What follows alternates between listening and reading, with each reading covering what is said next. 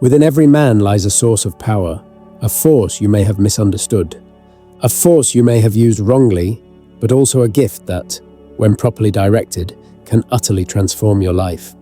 I speak of the energy of desire, or more specifically, the transmutation of desire, a principle introduced by one of the greatest minds in personal development history, Napoleon Hill. When Napoleon Hill wrote Think and Grow Rich, he did not merely produce a book about wealth. He recorded the psychological blueprint of the most successful men in the world, 500 of them, over 25 years, including inventors, presidents, and artists. Among all the principles he taught, from desire, belief, autosuggestion, to specialized knowledge, there is one that causes many readers to pause and reflect: the mystery of desire transmutation. Hill called desire the most powerful of human urges, and he was right. There is no force that can drive a man to conquer, create, pursue, or destroy like the energy of desire. But here is what he discovered: those who master this energy, those who redirect it, transmute it, will reach a level of genius and ambition that those without discipline will never attain. What is desire transmutation? Transmutation means changing the form or nature of something. In this case, the energy of desire. Hill described this as the process of redirecting the energy of desire from its physical expression to the creation of wealth, art, creativity, genius, and legacy. He wrote, "Desire is not merely physical, it is emotional, mental, and spiritual. When harnessed, it can be transmuted into a force so powerful that it propels one to the heights of great achievement." Why is this so powerful? Because the energy of desire is the most primal form of creative energy. It is, in essence, the power to create life.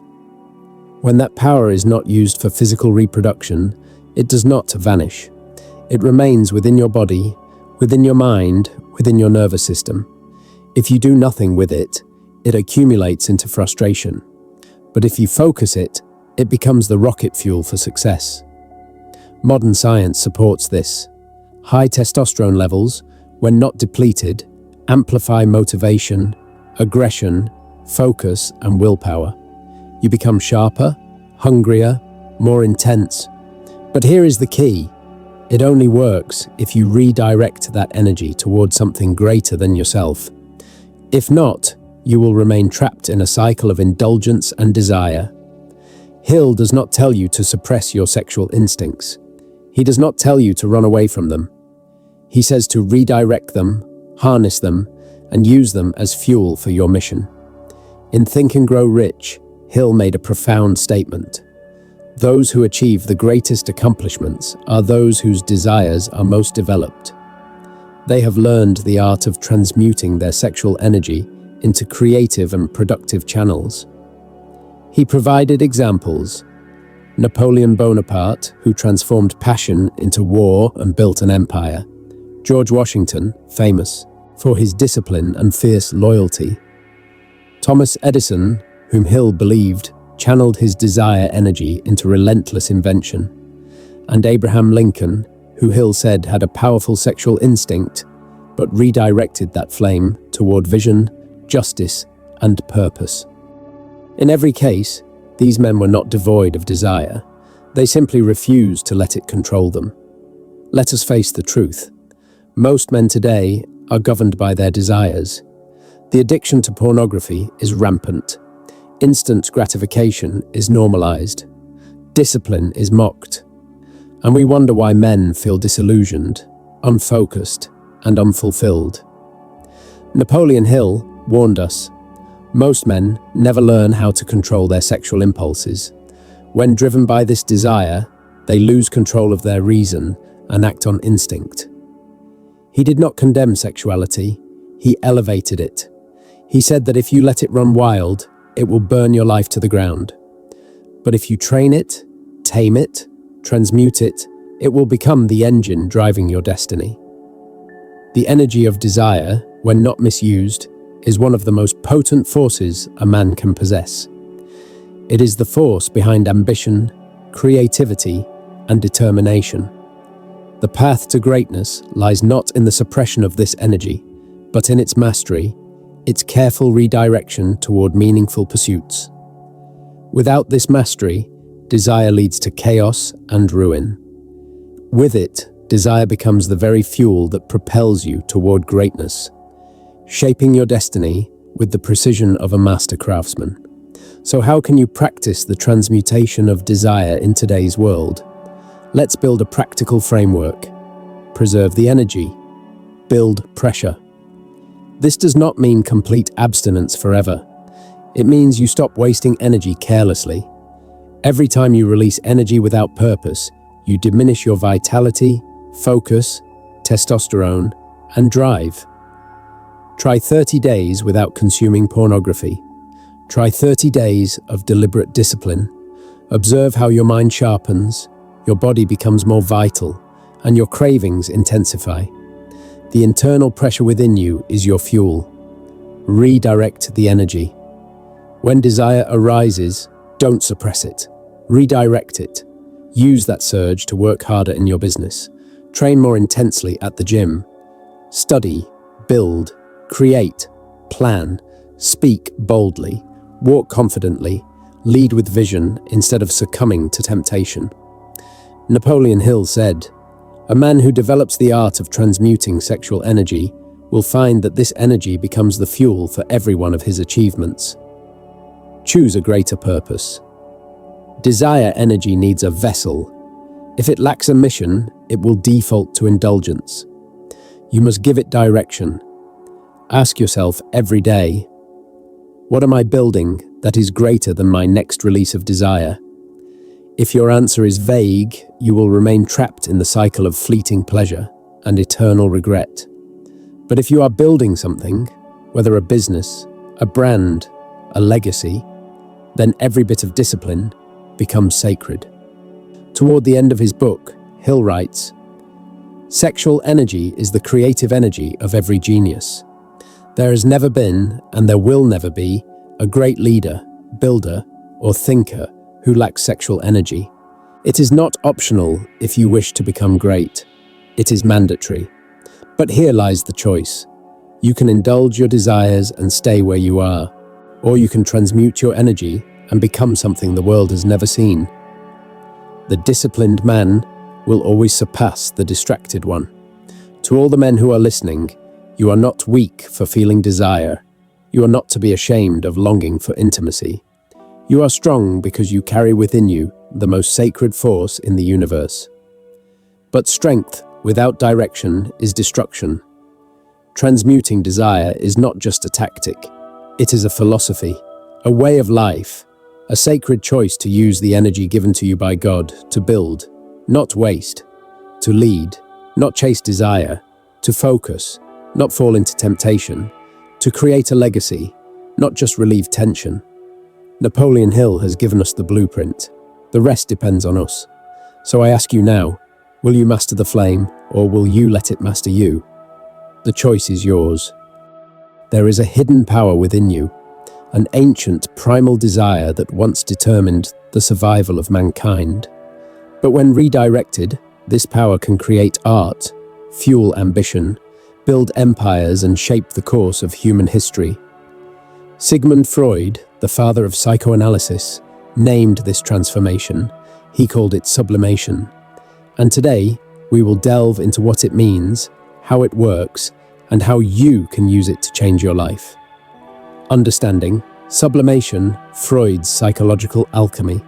Let us begin at the root. In Freud's psychoanalytic theory, human behavior is driven by unconscious desires, primarily libido, or sexual energy. This is not limited to physical intimacy alone.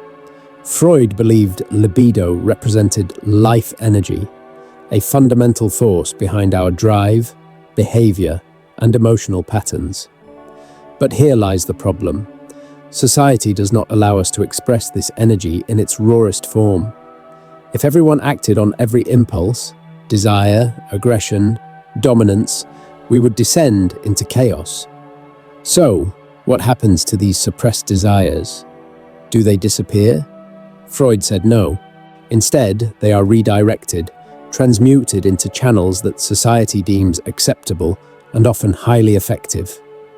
This process is called sublimation, the transformation of basic instinctual energy into nobler pursuits such as art, science, leadership, creativity, and spirituality. In simple terms, sublimation is the art of turning desire into discipline, lust into legacy, impulse into impact. This is where many people misunderstand. Sublimation is not repression. Repression pushes desire down, conceals it, and pretends it doesn't exist. But much like a shaken soda bottle, repressed energy builds pressure and often explodes in unhealthy ways.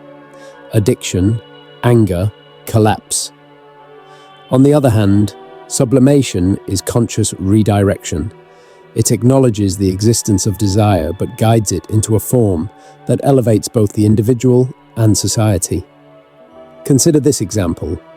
A man with aggressive instincts can become a soldier, a boxer, or a firefighter.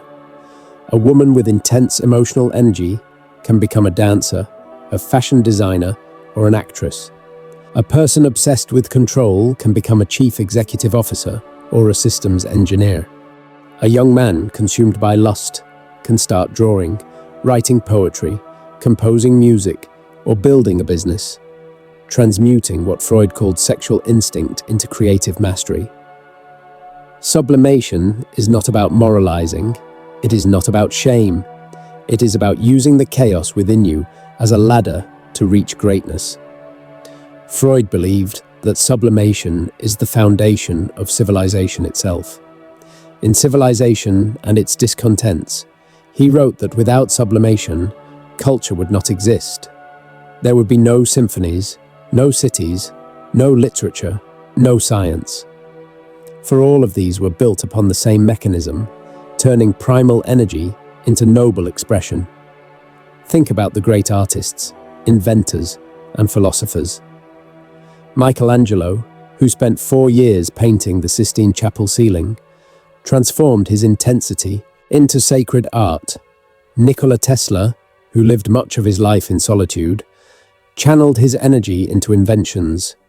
Ludwig van Beethoven, despite being deaf and isolated, composed masterpieces of profound emotional power. Freud himself, through his relentless exploration of the human mind, changed the way we understand ourselves forever. They were not men devoid of passion. They were men who transcended passion by harnessing it. In today's hyper-indulgent culture, we are told, if you feel something, act on it. Follow your impulses. Do what feels good. But now, more than ever, people are anxious, depressed, and unfulfilled. Why? Because a life driven by uncontrolled desire leads to emptiness. But a life with sublimated desire leads to meaning. Freud warned that when society removes the pressure to sublimate, we regress. Creativity dwindles, discipline evaporates, genius fades. Look around, we are drowning in dopamine, endlessly scrolling screens, addicted to distraction, craving recognition, paralyzing our primal energy instead of refining it into power. If Freud were alive today, he would likely not be surprised. He predicted this. But he would also remind us, the goal of life is not to kill desire, it is to elevate it. Let's make this practical. Here are 5 ways to begin sublimating your energy right now. Acknowledge your drive. Do not repress your desires. Observe them. Become aware when you feel aggression, lust, or obsession. Don't act on them. Simply notice. Awareness is the first step. Create a nobler channel. Give that energy a place to belong. Start writing, build something, train harder at the gym, learn an instrument, kickstart your ideas, commit to mastering a skill. Make your mind say, when I feel that desire, I will channel it here. Establish directional rituals. Create a morning routine that channels your energy into creation. Train yourself to wait, to sit with that feeling, without scratching every itch. This builds psychological muscle and with it, depth. Establish directional rituals. Create a morning routine that channels your energy into creation. It could be a powerful hour of journaling, reading, reflecting, learning a difficult subject, or working on your business before checking your phone. Each ritual becomes a valve through which you direct your energy upwards. Elevate your environment. Surround yourself with symbols, art, music, and people who remind you of your nobler nature. Sublimation is harder in environments that normalize indulgence. But when you live in a culture of elevation, you rise with it. By applying these steps, you take conscious control over your desires, redirecting them into productive, creative, and meaningful pursuits. This is how you transform primal energy into a force that propels you toward greatness. Sublimation is taking something primal and turning it into immortality. It is the essence of art, the secret behind discipline, the foundation of leadership, and the root of genius. Sigmund Freud left us with many controversial ideas, but this one is a gift, because it means that no matter how dark, primal, or chaotic your inner world may be, you have the power to shape it, sculpt it, and use it. And like a blacksmith transforming heat into steel, you can turn your desires into destiny, weaknesses into willpower, and longing into creativity. That is the power of sublimation. Use it wisely. If you're ready to unlock your potential and harness the energy within, don't wait any longer. Subscribe to our channel and join a community dedicated to mastery, growth, and transformation. This journey is not just for the faint of heart, it's for those willing to shape their own future. Subscribe now and elevate yourself to the greatness you are destined for.